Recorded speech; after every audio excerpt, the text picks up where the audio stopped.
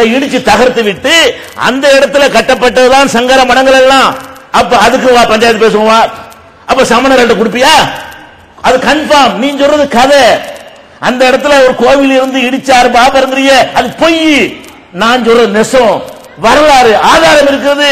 அப்ப நாட்டில் எத்தனை புத்த கோவில்களை இடித்து விட்டு இந்து கோவில்களாக மாற்றப்பட்டன. அன்றைக்கு இந்த மன்னர்களை பயன்படுத்தி நாட்டில் இருந்த எத்தனை சமணர்களுடைய ஆலயம், எத்தனை சமணர்கள் கருவில் ஏற்றப்பட்டார்கள். அதை விடுங்க. இப்ப இந்து எல்லாம் ஒன்னா இருக்கிறான சைவமும் வைணவமும் இவங்க எவ்வளவு அடிச்சுக்கிட்டாங்க. எத்தனை சைவ கோயில் வைணவ கோயிலா மாறுனுச்சு, எத்தனை வைணவ கோயில் சைவ கோயிலா மாறுனுச்சு. அப்ப அந்த மாதிரி எல்லாம் நீங்க அடிச்சு புடிங்கி வச்சுக்கிறீங்க. அனைத்துக்கும் பைசல் பண்ணுவாரியா? அடே பாபர் மசூதிக்கு இப்படித்தான் பைசல் பண்ணணும் என்றால் அப்படியே பண்ணுவா? அனைவருக்கும் பண்ணணும். என்ன பண்ணணும்? எங்க எல்லாம் வேற வழிபாட்டு தலம் இருந்ததோ அதை எல்லாம் என்ன செய்வோம்? இடிப்போம். பழைய வழிபாட்டு தலத்தை கொண்டு வருவோம். சட்டம் இருக்குதா? அரசியல் சாசனம் இருக்குதா? இந்தியாவுல உள்ள சிவில் சட்டம் இருக்க, உரிமையியல் சட்டம், அந்த சட்டத்தில் இப்படி இருக்குதா? அப்ப இந்தியாவுடைய சிவில் லாவுல இப்படி கிடையாது, அரசியல் சாசனத்திலையும் கிடையாது என்று சொல்லும் பொழுது எந்த அடிப்படையில் இதை திறந்து விட சொன்னா? இந்துக்கு ராமர் பிறந்த இடத்தை விட்டு வேற எங்க போய் நாங்க கோயில் கட்டுவோம் அப்படின்னு கேட்கிறானே. அப்படின்னா இது ஒரு வாதமா? எவ்வளவு மடையர்களா இருக்காங்க விளங்குதா?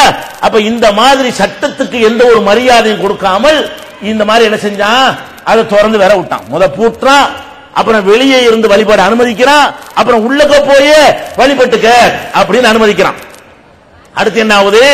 அப்படியே போய் வசூல் பண்ணிட்டு இருக்கிறாங்களா? ராமர் கோயில் கட்டணும். இத்தனைக்கு இடையில 1949 ஒரு வழக்கு இருக்குது. அது கிரிமினல் வழக்கு. என்ன கிரிமினல் வழக்கு?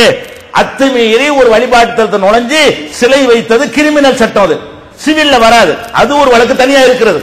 அது போக இந்த சொத்து யாருக்கு சொந்தம்ங்கிற வழக்கும் நீதிமன்றங்கள் நிலுவையில் இருந்து கொண்டிருக்கிறது. அதுக்கு பிறகு கேஸ் போட்டிருக்கிறாங்க. அப்ப பைசா பார்த்து நீதிமன்றத்தில் என்ன இருக்கு? அந்த வழக்கும் தனியா இருந்து கொண்டிருக்கிறது. அப்ப நீதிமன்றங்கள் என்ன சொல்லிட்டான்? இதுக்கு மேல ஒரு மாற்றம் செய்யக்கூடாது. இப்படிதான் நீதிமன்றம் ஏமாத்துவாங்க. முதல்ல இப்படி சொல்லுவாங்க. முதல்ல நம்மள கையில் எடுக்கிறதுக்கான உடனே எடுக்காம என்ன பண்ணுவான்னு கேட்டா, இதுக்கு மேல எந்த வேலையும் செய்யக்கூடாதுன்னு நம்ம ஒதுங்கிடுவோமா? அவனை செய்ய விட்டுருவாங்க. செஞ்சுட்டாங்க, இப்ப என்ன பண்றது? செய்ய விட்டு செஞ்சுட்டாங்க, இப்ப என்ன பண்றதுன்னு கேட்பாங்க. இது நீதிமன்றங்களுக்கு இதே புத்தி தான். அவங்க இந்து மதம் வரும்பொழுது அவங்க அப்படித்தான் சிந்திக்கிறார்களே தவிர நம்ம அரசியல் சாசனத்தின்படி நடக்கணும், நமக்கு மதம் வரக்கூடாது, நம்ம மதத்தை சொந்த வாழ்க்கையில வச்சுக்கணுமே தவிர நீதி வழங்குவதில் மதம் வரக்கூடாது என்ற உணர்வு பெரும்பாலான நீதிபதிகளுக்கு கிடையவே கிடையாது.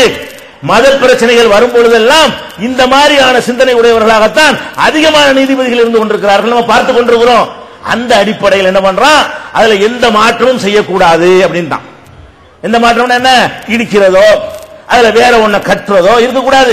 ஏதோ பூஜை அப்படி இருந்துகிட்டே இரு. அதுவே அநியாயம் தான். இதான் நீதிமன்றம் அளிக்கிற தீர்ப்பா? யாருக்கு சொந்தம்னு சட்டு போட்டு விசாரிச்சு முடிவு எடுத்திருக்கணுமா இல்லையா? அவன் இடிச்சு உள்ள கொண்டே வச்சானா அதுவா தோன்றுச்சான்னு சொல்லி விசாரிக்கணுமா இல்லையா? அதையெல்லாம் செய்யாத நீதிமன்றங்கள் என்ன பண்ணுச்சுன்னா அந்த கட்டிடத்தை மாற்றம் செய்யக்கூடாதுங்கிறாங்க. சரி, மாற்றம் செய்யக்கூடாதுல்ல. அதுக்கடுத்து என்னவாகுது? இவன் அத்துவாணி வகைராக்கள் பாக்குறாங்க, நம்ம அரசியலுக்கு வரணும், ஆட்சியை பிடிக்கணும்.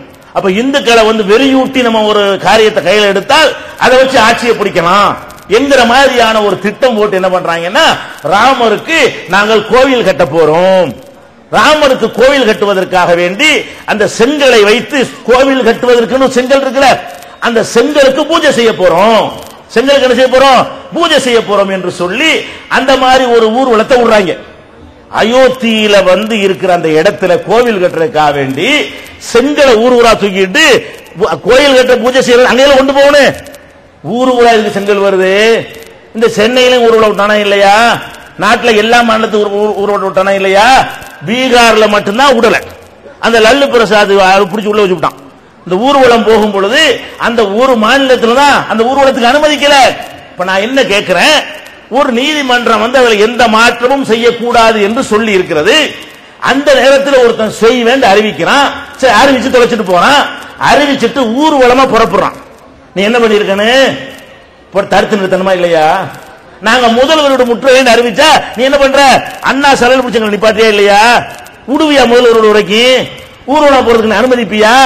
அப்ப நாங்க ஒரு முற்றுகை போராட்டம் அறிவித்தானையானால் அந்த இடத்துல காவல்துறை தடுத்து நிறுத்தி இந்த மாதிரி காரியத்துக்கு, சட்டவிரோதமான காரியத்துக்கு நாங்கள் அனுமதிக்க மாட்டோம்னு சொல்லணுமா இல்லையா? அதை சொன்னானா?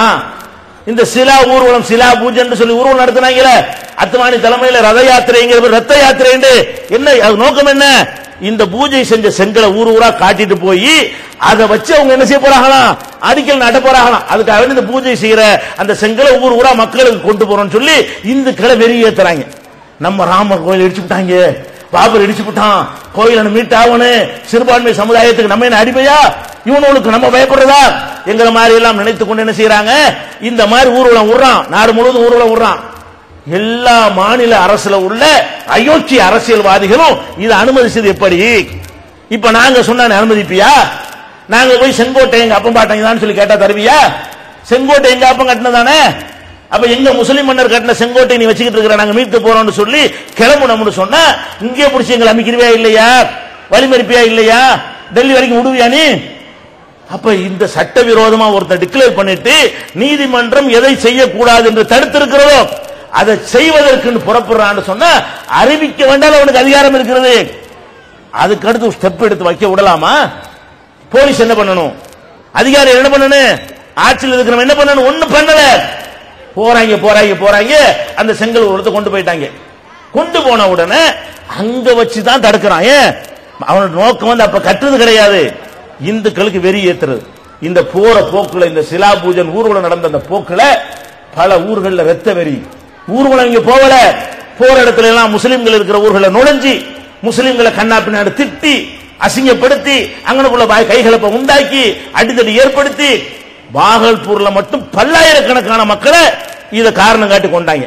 இந்த ஒரு சிலையை கொண்டு கல்லு பூஜைங்கிற பேர்ல பாகல்பூர்ல என்ன செஞ்சான், பல்லாயிரக்கணக்கான முஸ்லிம்களை கொண்டு போயிச்சான். மும்பையில கொன்றான். பல ஊர்களில் இதே மாதிரி முஸ்லிம்களுக்கு எதிராக ரத்த வரியாட்டம் நடத்தினா, இப்படி நடந்த பிறகாவது மத்திய அரசாங்கம் என்ன பண்ணுச்சு? இந்த அயோக்கியர்கள் ஆட்சியில் இருந்த காங்கிரஸ் அரசாங்கம் அதை தடுத்துச்சா? ராஜீவ் காந்தி தடுத்தாரா? இன்னும் சொல்ல போனால் ராஜீவ் காந்தி அனுமதிக்கிறார். எதை? இந்த அடிக்கல் நாட்டுற ஊர்வலத்தை, சிலா பூஜன் ஊர்வலத்திற்கு அவற்றை விஸ்வ இந்து பரிஷத்துக்காரங்க எல்லாம் பேசுறாங்க. அசோக் சிங் எல்லாம் பேசுறாரு. பல சாமியார்கள், நிர்வாண சாமியார்ல இருந்து எல்லா சாமியாரும் பேசுறான். என்ன பேசுறான்? நீங்க எப்படியாவது எங்களுக்கு அனுமதிச்சிருன்னு, நீங்க தடுத்துட கூடாது. அவன் ராஜுவும் பெரிய இந்துத்துவவாதி. அவன் என்ன பண்றான்? ஓகே நான் பாத்துக்கிறேன்.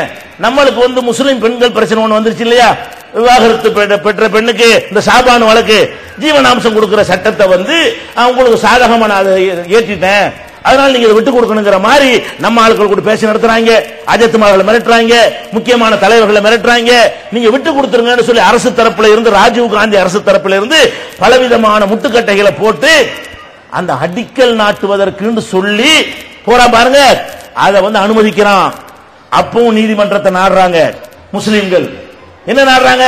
இது எப்படியா, இது அதுலதான் ஒண்ணு பண்ணக்கூடாதுன்னு சொல்லி இருக்குது, அந்த இடத்துல எப்படி நீ இதை அனுமதிக்கிற அப்படின்னு சொல்லி கோர்ட்ல போடும்பொழுது இந்த அரசாங்கத்தினுடைய வக்கீல் சொல்றான், அது சர்ச்சைக்குரிய இடம் இல்ல. இது எப்படின்னு கேட்டாங்க, பாபர் மசூதிங்கிறது மசூதி மட்டும் இல்லைங்க, அது பல ஏக்கர் நிலங்களை கொண்ட, நீங்க கூடியிருக்கிறீங்கள இதெல்லாம் விட பிரம்மாண்டமான இடம் கொண்ட ஒரு பெரிய பரப்பளவு. அந்த பள்ளி வாசலை சுத்தி கபருஸ்தான், இன்னும் நிறைய இடங்கள்லாம் சேர்ந்த இடங்கள்லாம் இருக்கிறது. அப்ப அந்த இடத்துல என்ன செய்யறாங்கன்னா, பள்ளி வாசல் இல்லாத ஒரு இடம் இருக்கு, அது பள்ளி வாசல் சொத்து, ஆனா பள்ளி வாசல் இல்லாத ஒரு இடத்தை காட்டி அந்த இடத்துல அடிக்கல் நாட்டும், அது சர்ச்சைக்குரிய இடமான்னு சொல்லி கோர்ட்டு கேட்குது. இந்த ராஜீவ் காந்தி அயோக்கியனுடைய அரசாங்கத்தினுடைய வக்கீல் சொல்றான், அது சர்ச்சைக்குரிய இடம் இல்லைங்கிறான். அப்ப சர்ச்சைக்குரிய இடம்னா பள்ளிவாசல் மட்டும்தான் சர்ச்சையா? ஒட்டுமொத்த சொத்தும் சர்ச்சைக்குரியது, அந்த சொத்துக்கும் வழக்கு இருக்கிறது. அவ பொய்யான ஒரு தகவலை கொடுத்து அதனால தடுக்க இயலாதுங்கிறான். வாக்களிச்சுட்டான் இவன், ஏற்கனவே சங் பரிவாரத்தோட பேசிட்டான். அப்ப இந்துக்கள் வாக்குகள் குறைஞ்சிட்டு வருது. இந்திரா காந்தி காலத்தில் இருந்த அளவுக்கு செல்வாக்கு குறையுது. இந்துக்கள் வாக்கு பெறணும் என்பதற்காக வேண்டி ராஜீவ் காந்தி என்ன பண்றான்? இதை அனுமதிக்கிறான்.